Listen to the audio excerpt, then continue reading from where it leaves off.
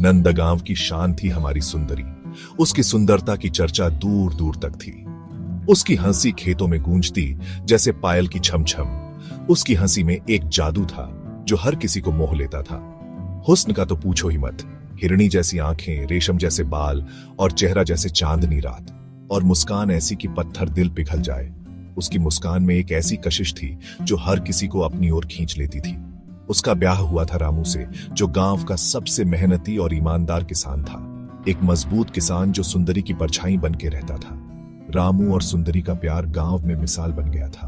उनका प्यार हवाओं में गूंजता हमारे छोटे से गांव में खुशियों का चिराग था। उनकी मोहब्बत ने गांव को एक नई रोशनी दी थी। रामू ने सुंदरी के लिए खेतों के पास एक छोटी सी झोपड़ी बनाई जो उनके प्यार का प्रतीक थी। दीवारें सूरज की तरह पीली रंगी। यह झोपड़ी उनके जीवन की खुशियों का केंद्र बन गई थी। घर में हंसी खुशी, प्यार और चमेली की खुशबू सब भर दिया। यह घर उनके प्यार और समर्पण का प्रतीक था। सुंदरी भी उसका पूरा ख्याल रखती। वह हमेशा रामू की हर जरूरत का ध्यान रखती थी।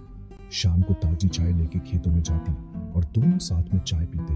उसकी आंखों में डूबते सूरज का सुनहरा रंग, उसकी आंखों में सपनों की चमक थी। कुछ सालों तक जिंदगी एक मीठा सफर थी। गांव में हर दिन एक नई खुशी लेकर आता था।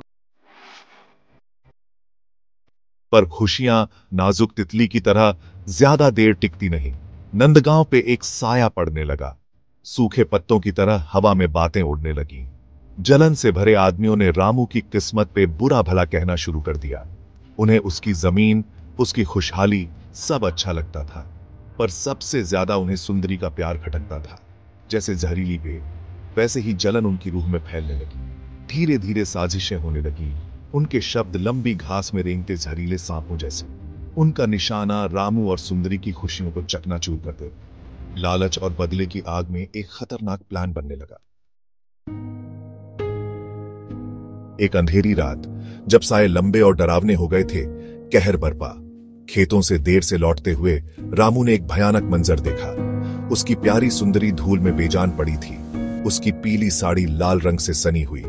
उसकी आंखें जो कभी जिंदगी से जगमगाती थीं, अब खाली आसमान को घूर रही थीं। एक चांदी की चूड़ी उसकी कलाई से टूटी हुई मिट्टी में चमक रही थी, उस बेरहमी की गवाही दे रही थी। रामू का दिल टूट गया। खेतों में उसकी चीखें गूंजने लगीं। भयानक मंजर देखकर गांव वालों ने बस किस्मत को दोष दिया, पर रामू जानता था कि यह कोई हादसा नहीं था। यह क्रूर लोगों का काम था जो अपनी बुरी इच्छाओं से प्रेरित थे। सुंदरी के बेजान शरीर को गोद में लेकर उसके होठों पर एक वादा आया, ठंडा और तेज जैसे लोहे की तलवार।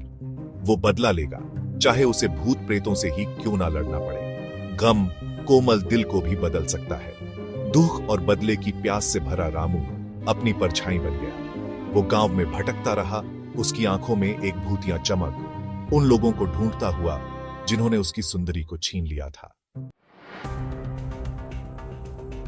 जल्द ही नंदगांव में एक अलग तरह की फुसफुसाहट शुरू हो गई। गांव वालों ने एक भूतिया आकृति के बारे में बातें की, जो फटी हुई पीली साड़ी पहने गांव के बाहर भटकती थी।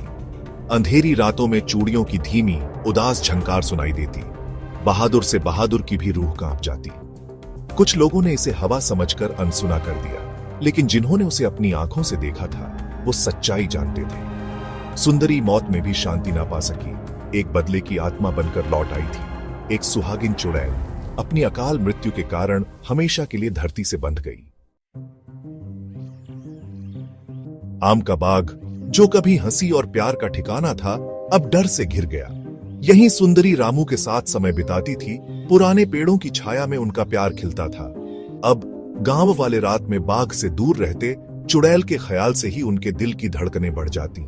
माहें अपने बच्चों को डराती, शांत रहो, नहीं तो पीली साड़ी वाली चुड़ैल तुम्हें ले जाएगी। और इस तरह सुंदरी सुहागिन चुड़ैल की कहानी नंदगांव की कहानियों में शामिल हो गई। अंधेरी तूफानी रातों में टिमटिमाते दियों के पास ये कहानी फुसफुसाई जाती। कहा जाता था कि सुंदरी की आत्मा उन मर्दों के लिए एक खास तरह का गुस्सा रखती थी जो प्यार और वफादारी के वादों को तोड़ते थे, जो अपनी पत्नियों से बेवफा थे, जिन्होंने धोखे से दिल तोड़े थे। वो हमेशा उसके गुस्से से डरते थे। ऐसी कहानियां थीं कि मर्द रात में गायब हो जाते, उनकी चीखें अंधेरे में दब जाती, दूसरों को पागलपन हो जाता। सुंदरी की आंखों और उसकी चूड़ियों की आवाज उन्हें परेशान करती। नंदगांव का कोई कोना सुरक्षित नहीं था, अपने घरों में भी नहीं। साल बीत गए। नंदगांव में समय का पहिया घूमता रहा और हर गुजरते दिन के साथ गांव के लोग अपने पुराने डर और चिंताओं को धीरे धीरे भूलने लगे। नंदगांव का डर कम होने लगा और गांव के लोग अपने रोजमर्रा के कामों में व्यस्त हो गए। लेकिन एक हल्का सा गम और बेचैनी अब भी उनके दिलों में बसी हुई थी। वे जानते थे कि कुछ तो था जो अभी भी सही नहीं था। फिर एक दिन एक साधु, जिसकी आंखों में एक अजीब सी शांति थी, गांव के किनारे आया। उसकी उपस्थिति ने गांव में एक नई उम्मीद की किरण जगाई। साधु की आंखों में एक गहरी शांति और समझदारी थी, जो किसी भी व्यक्ति को तुरंत ही प्रभावित कर सकती थी। गांव के लोग उसकी ओर खींचते चले गए। उसने ध्यान से सुना जब गांव वालों ने सुंदरी की दुखद कहानी और अपने डर के बारे में बताया। जब वो खत्म हुए, साधु ने कुछ पल के लिए अपनी आंखें बंद कर ली, जैसे कि वह गहरे ध्यान में हो। फिर साधु ने धीरे से मुस्कुराते हुए कहा, उसकी आत्मा दर्द और बदले के चक्र में फंसी हुई थी, लेकिन मैंने उससे बात की है, उसे शांति दी है और उसकी आत्मा को धरती के बंधनों से मुक्त कर दिया है। अब वह शांति में है। साधु ने अपनी आंखें बंद कर ली और एक गहरी सांस ली, जैसे कि वह सुंदरी की आत्मा के साथ संवाद कर रहा हो। उसकी प्रार्थना और ध्यान ने गांव वालों को एक नई आशा दी। साधु ने अपने हाथों को आशीर्वाद देने के लिए उठाया और गांव वालों को बताया कि अब वे सुरक्षित हैं। उसकी आत्मा को धरती के बंधनों से मुक्त कर दिया गया है। आखिरी आशीर्वाद देकर साधु चला गया, गांव को उम्मीद और अनिश्चितता के मिश्रण से जूझता छोड़कर। लेकिन इस बार गांव वालों के दिलों में एक नई उम्मीद थी। गांव के लोग अब एक नई शुरुआत की ओर देख रहे थे, एक नई उम्मीद के साथ कि अब उनका जीवन पहले से बेहतर होगा। साधु की आशीर्वाद ने उन्हें एक नई दिशा दी थी।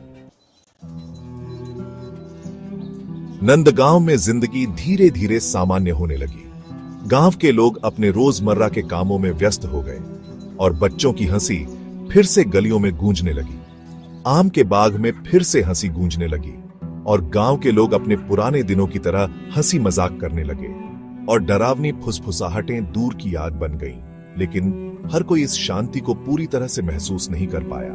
फिर भी कुछ लोग अभी भी दावा करते थे कि खास तौर पे अंधेरी रातों में उन्हें चूड़ियों की धीमी झंकार सुनाई देती है, जैसे कोई अदृश्य शक्ति उन्हें याद दिला रही हो। उस त्रासदी की एक याद जो उनके गांव पर आई थी। यह त्रासदी गांव के हर कोने में अपनी छाप छोड़ गई थी और कभी कभी जब हवा पेड़ों से गुजरती तो ऐसा लगता जैसे वह पुरानी यादों को साथ लेकर चल रही हो। चमेली की खुशबू और एक उदास रोने की धीमी आवाज लेकर हवा गांव के लोगों के दिलों में एक अजीब सी बेचैनी भर देती। नंदगांव के लोग सोचते, क्या सुंदरी को सच में शांति मिली, या उसकी आत्मा अभी भी भटक रही है, या उसकी बेचैन आत्मा अभी भी उनके गांव की गलियों में भटकती है, उस न्याय की तलाश में जो उसे जिंदगी में नहीं मिला। गांव के लोग अक्सर इस बारे में चर्चा करते हैं और हर बार एक ही सवाल उठता है, क्या सुंदरी को कभी न्याय मिलेगा? क्या उसकी आत्मा को कभी शांति मिलेगी? यह सवाल नंदगांव के लोगों के दिलों में हमेशा गूंजता